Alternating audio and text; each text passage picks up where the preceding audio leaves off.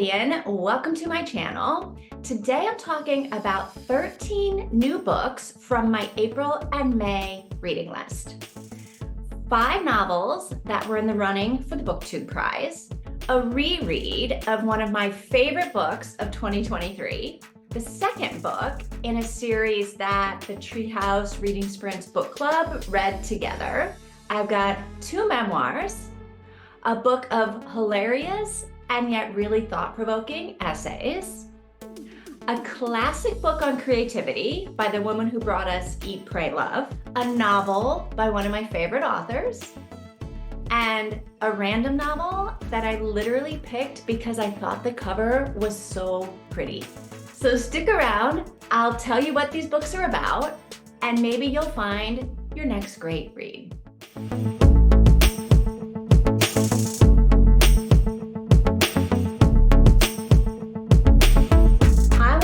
With my favorites. So in the fiction category, 2 Nights in Lisbon. And in the nonfiction category, You Could Make This Place Beautiful. So 2 Nights in Lisbon by Chris Pavone. This was a reread and I loved it as much this time as I did the last time, even though I knew what was going to happen and why, right? I am still madly in love with the main character, Ariel Price. And yeah, so here's what happens. Here's what the book is about. Ariel Price accompanies her husband on a business trip to Lisbon. And on their second day, maybe their third day there, I don't know, doesn't matter. Ariel wakes up to find that her husband isn't in the bed and he's not in the room and he's not answering his phone. He is gone. After a couple of hours, when he still doesn't turn up, she starts to get worried. And so she goes to the local police, but they're not interested. Then she goes to the US Embassy and they're not all that interested. And so she's like, well, crap, I'm going to have to figure out what happened to him all by myself. So at first you kind of think, isn't she overreacting? It's only been a couple of hours. But then no, she's not, because it turns out that he's been kidnapped. So now the police and the US Embassy are interested, right? So the kidnappers demand like a multi-million-dollar ransom, which of course she doesn't have. And of course she can't get unless she reaches out to the only person that she knows who can help, who also happens to be like the last person in the world that she wants to talk to, let alone ask for money, right? So this book is smart. It hooks you from the beginning and then it keeps you moving towards something, but you're not exactly sure what it is until literally the last couple of pages. And when you get there, you just sit back and go, damn. What a ride. So 2 Nights in Lisbon by Chris Pavone. I totally recommend it. Read it. So then my favorite nonfiction from April and May is called You Could Make This Place Beautiful by Maggie Smith. So you know Maggie Smith, not the actor, the poet, right? She wrote a poem that went viral. And this memoir explores the breakup of her marriage. And nobody is more surprised than me that this book was one of the best books I read this spring. I don't really know how to explain what the book is about any better than that, but it's about she talks about the poem, but then she talks about the breakup of her marriage. And here are a couple quotes from the book that might help you see what I mean when I say that even though this is a sad story, it's a really beautiful story. All right, so she says this. She says, this isn't a tell-all because all is something we can't access. We don't get all. Some, yes. Most, if we're lucky. All, no. There's no such thing as a tell-all, only a tell-some, a tell-most maybe. This is a tell mine, and the mine keeps changing because I keep changing. The mine is slippery like that. And here's maybe the one that describes what the book is about, right? This isn't the story of a woman who fell in love again and therefore was healed and lived happily ever after. This is the story of a woman coming home to herself. And how about this one? This is my favorite one. Sometimes yes looks like reminding yourself of what is still possible. Okay, next up, The Atlas of Love by Laurie Frankel. I love Laurie Frankel. I love her. I cannot say enough great things about her books. So, this is the story of how friends become family and what family means, really. So, when Jill gets pregnant at the end of a semester, she and her two best friends decide that they're all going to live together and they're going to have this baby, right? They figure out schedules for work and for school and for raising sweet little baby Atlas, right? And things are going along about as well as you'd think that they would be going along. And then things happen that none of them saw coming. And all of their relationship bonds are tested. And you really have no idea how or if things are going to work out for any of the characters. Like, you really don't know. So here's what I love about Laurie Frankel. She writes so well about what it means to be a family, especially when you're not related to each other by blood, right? And this is a story that is funny and it's sad and it just seems really human. And you get to the end of the book and you're like, yeah, that seems like exactly the way this story would end in real life. And I love. Okay, so let's talk about the 5 novels that I read for this round of the BookTube Prize judging. So we'll start with the books that are still in the running in the semifinal round, which is happening right now. And these are not in any kind of order, right? Lone Women by Victor Lavalle. This book was a surprise. So it starts with our main character packing up her stuff, setting her house on fire, and then basically fleeing from California to Montana before anyone finds out that she may or may not have killed her parents. So she brings with her this super heavy trunk with a giant lock on it that contains something that she doesn't want anyone to find out about. And she does not want whatever is inside the trunk to get out of the trunk. And when you find out what it is, the whole book changes. Lone Women blends shimmering prose, an unforgettable cast of adventurers who find horror for real, and sisterhood in a brutal landscape, and a portrait of early 20th century America like you've never seen. At its heart, it's the gripping story of a woman desperate to bury her past or redeem it. And my warning for you is that this one gets bloody. Okay, Northwoods by Daniel Mason. This is a story about a house in the woods in New England and about all the people, well, the people who built it and then all the people who lived in it throughout the years. So it starts way back with 2 lovers who are like fleeing from their Puritan colony. And then it just follows the people who lived there next and next and next and next until you get to present day, I guess, and the end of the story and the end of the cabin. So it's about the house, but it's really about all the people who lived there and who they were and what happened to them while they lived there. It is hundreds of years of personal stories, and they're all wrapped up in this one home, which is kind of a cool idea. So then we get to The Queen of Dirt Island by Donal Ryan. This is a book about 4 generations of women and the story of their life.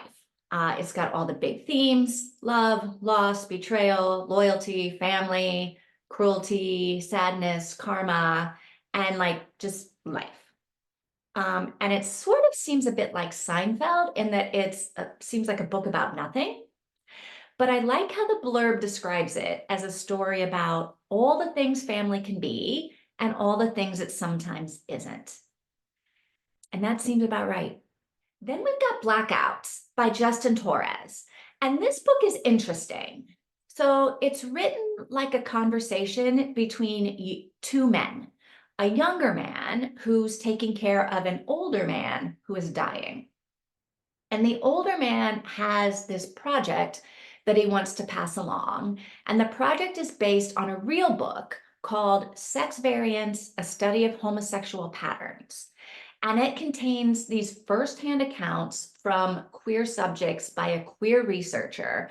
And you get some of their stories, but mostly this book is the two men telling their own stories to each other. I wanted to love this book, but I didn't. So then we have The Vulnerables by Sigrid Nunez. And this is a book about a woman who finds herself in New York City during COVID, much like me, and ends up bird sitting for a friend of a friend who got stuck in California when the world shut down. And the original bird sitter, who was a college student, he took off for his family's home when the pandemic started and like left the bird there alone to fend for itself. So the main character ends up moving into the bird apartment, and then the college kid returns in all of his irresponsibility. And now the two of them are stuck in this apartment together, and neither one of them is very happy about it.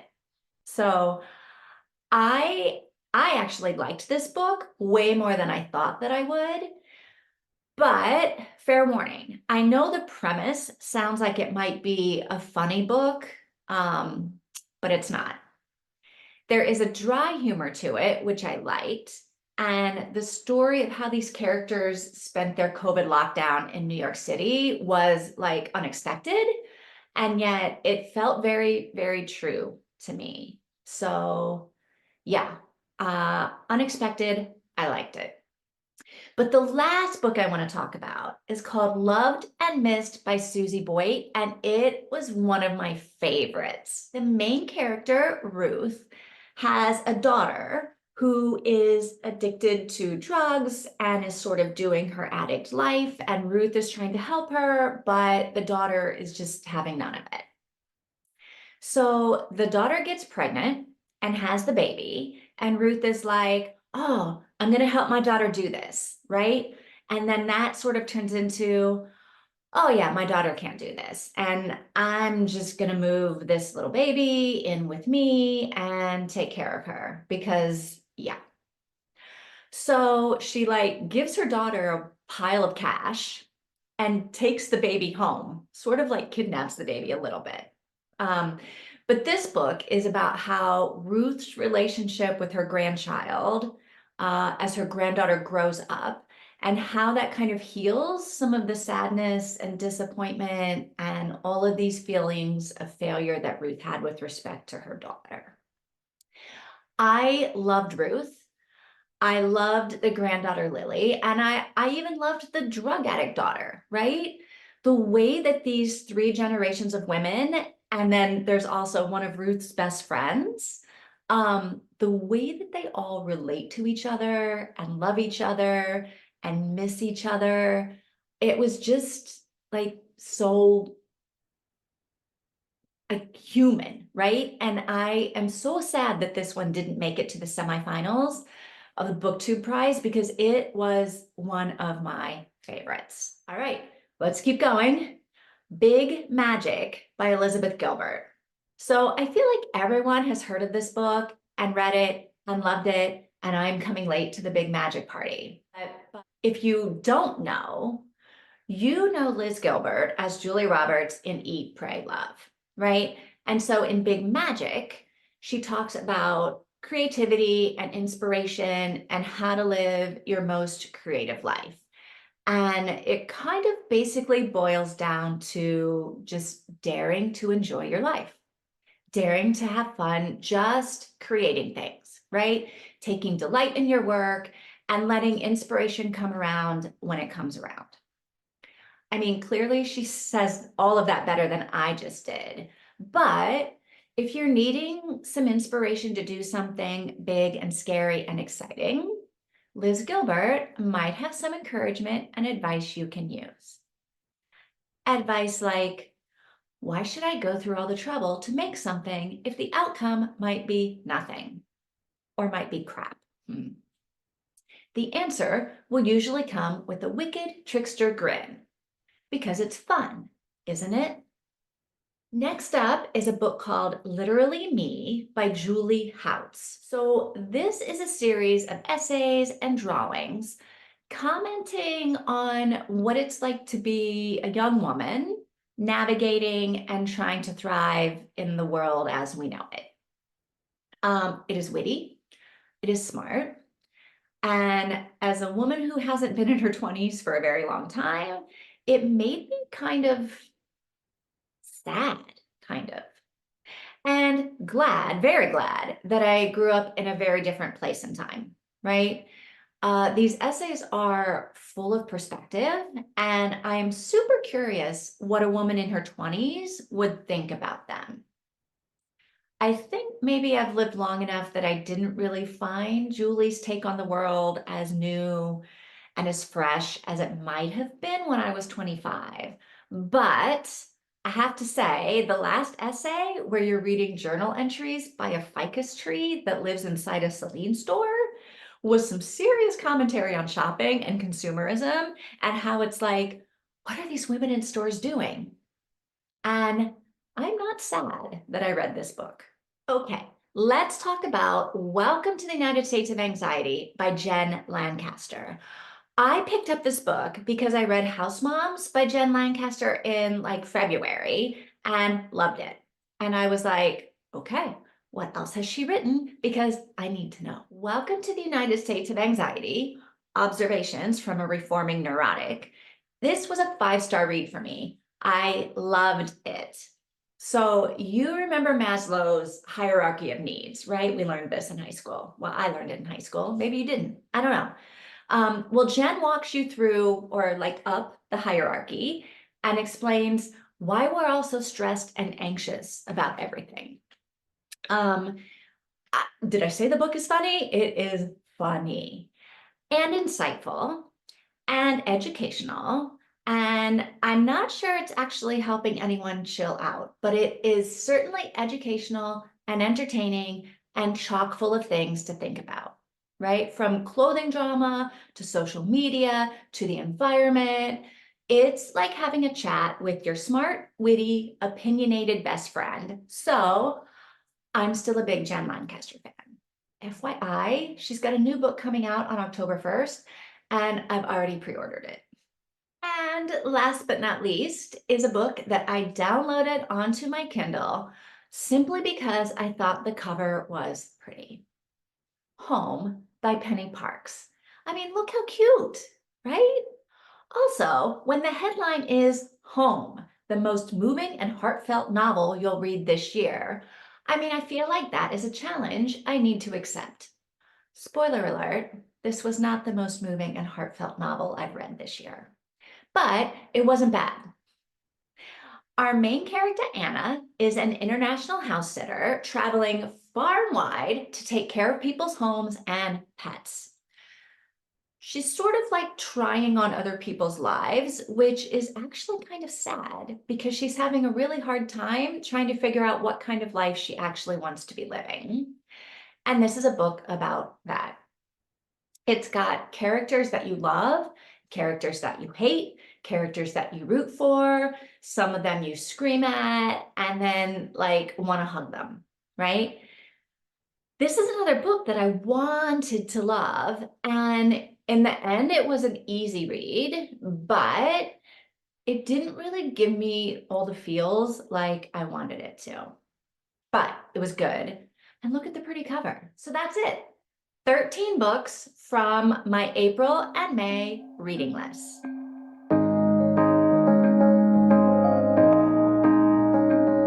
If you want to see what I'm reading in June, you can check out this video. I've got 7 great books that I am so excited about. And if you can, come hang out with me on Wednesdays. I host reading sprints right here on my channel, live, every Wednesday, starting at noon Eastern time, 5 o'clock in London, 5 o'clock in London and Lisbon. So I don't know where you are in the world, but yeah, come hang out on Wednesdays if you can. We read, we talk, we're very productive sometimes. So if I don't see you on Wednesday, thanks for watching. I'll see you next time.